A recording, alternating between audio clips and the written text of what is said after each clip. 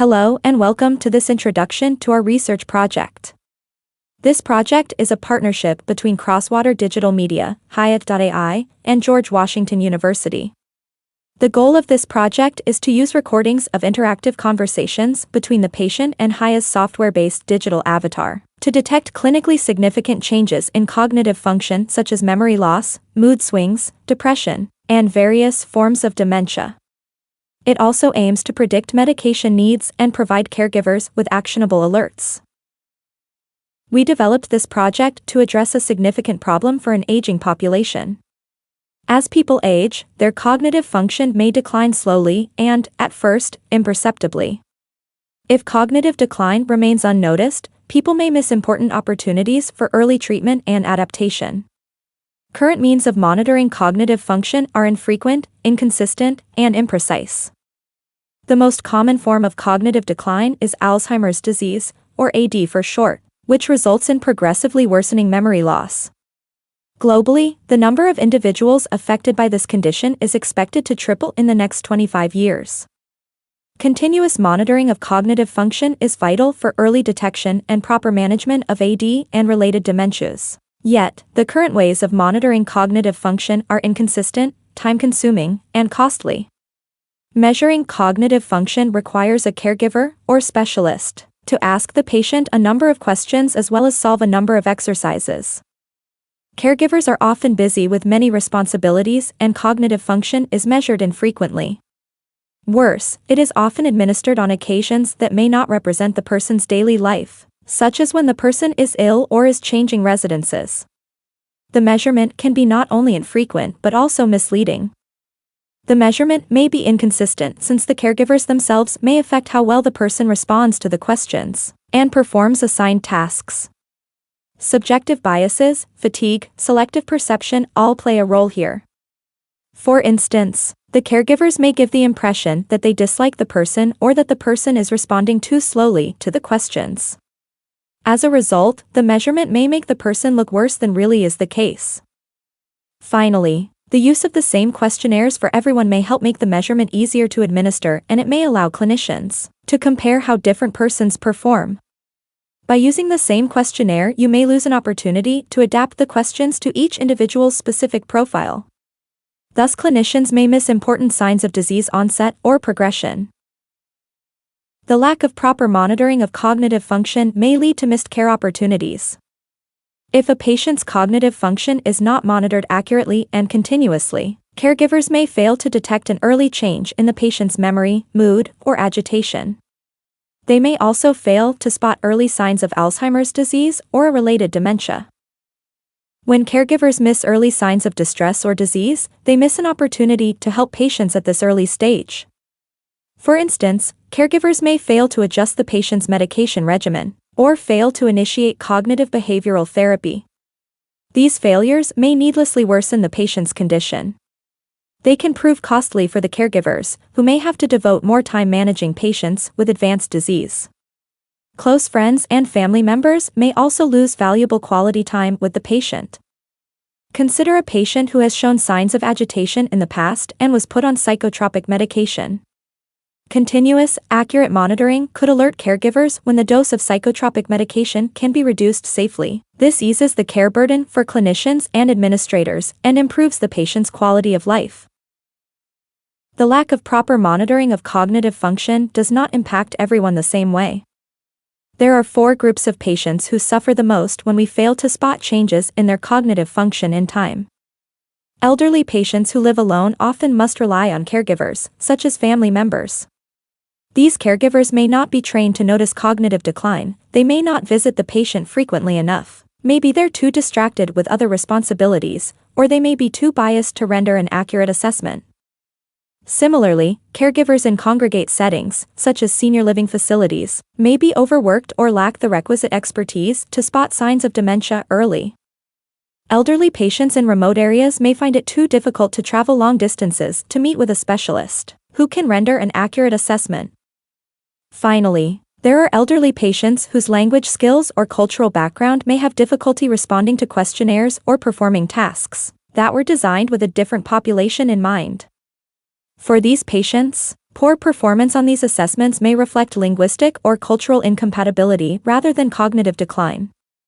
The COVID-19 pandemic has exacerbated disparities in care. The pandemic has led to greater staffing shortages, higher turnover, and greater variation in competence among caregivers. These developments have made it even harder to monitor cognitive function continuously and accurately among vulnerable elderly patients. In addition, the social distancing requirements imposed to control the pandemic reduced in-person contact, thus increasing the loneliness and isolation among elderly patients with pre-existing poor access to care.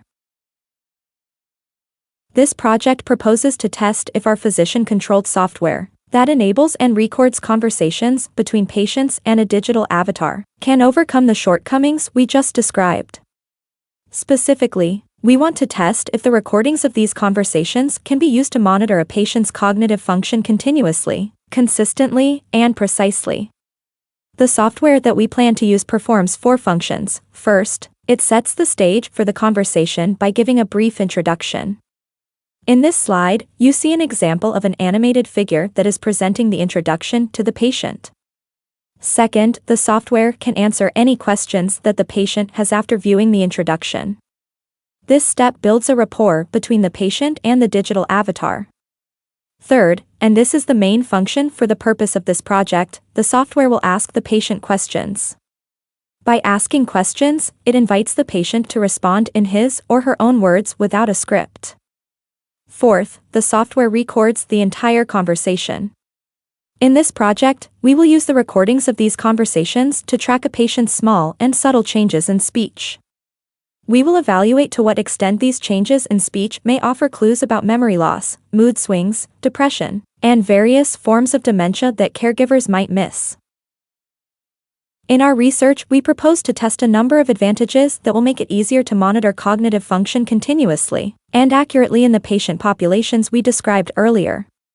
This form of monitoring is based on software and can be loaded on any web browser with an internet connection.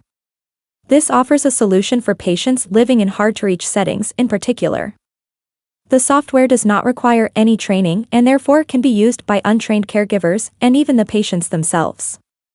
It works on a desktop computer, tablet PC, or smartphone. Users won't have to install anything on their devices. The software automatically records and transcribes the conversations using encryption and a cloud-based computing platform. No files that could compromise privacy or security are created on the user's devices. This project will focus on casual conversations because these may be most informative for gauging a patient's cognitive function. The conversation format using a digital avatar can be used for other important purposes as well, including patient education, comprehension assessments, and more structured clinical assessments. We are particularly excited about the versatility of the software to match the patient's own background. The digital conversation companions can be adapted to match a patient's cultural heritage, native language and dialect, location, race, ethnicity, prior knowledge, and general education level.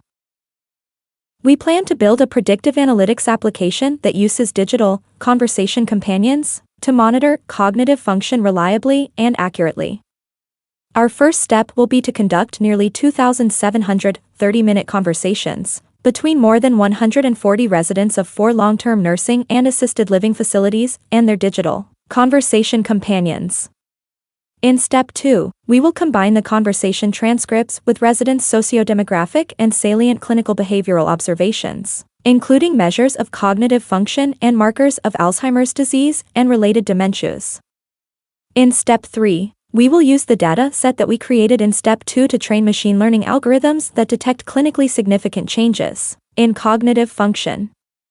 Finally, in Step 4, we will invite expert clinicians, family members, and community stakeholders to review how the prediction models that we built in Step 3 perform in practice. By consulting these stakeholders, we hope to ensure that the predictions are clinically informative, culturally appropriate, transparent, and actionable. As noted, our goal is to record conversations with about 140 residents who either have been diagnosed with Alzheimer's disease or who exhibit at least one risk factor for the condition. We are fortunate to partner with 4 residential care homes in Western New York State. These residential care homes provide a number of services, including outpatient therapy, memory care, assisted living, and subacute rehabilitation services. The project team includes a scientific lead, an entrepreneurial lead, and a clinical lead. Lorenz Helmchen is the scientific lead on this project. He is an associate professor in the Department of Health Policy and Management at George Washington University. He has more than 15 years' experience leading large, investigator-initiated, extramurally funded research projects. He has built and teaches a course in predictive analytics for healthcare organizations. Lorenz will oversee the predictive analytics component and the dissemination of its findings. The entrepreneurial lead is Armin St. George. He is the CEO and co-founder of Crosswater Digital Media. He has led its sales and marketing efforts as well as new business development for 32 years. Armin will oversee product development and ensure scalability and integration. The clinical lead is Paul Shields, D.O. He is the Chief Medical Officer for Great Lakes Integrated Network. Dr. Shields formerly was the Vice President for the Post-Acute Care Program at General Physician, PC, overseeing patient care at the 4 intervention sites. He is a board-certified family medicine doctor with more than 2 decades of experience. Dr. Shields will oversee all clinical and care management aspects of the project. We will also consult with a number of stakeholder groups, including the Western New York chapter of the Alzheimer's Association. We gratefully acknowledge the guidance and expertise of the Penn Artificial Intelligence and Technology Collaboratory for Healthy Aging at the University of Pennsylvania, and the Hopkins Economics of Alzheimer's Disease and Services Center at Johns Hopkins University, and Haya Technologies.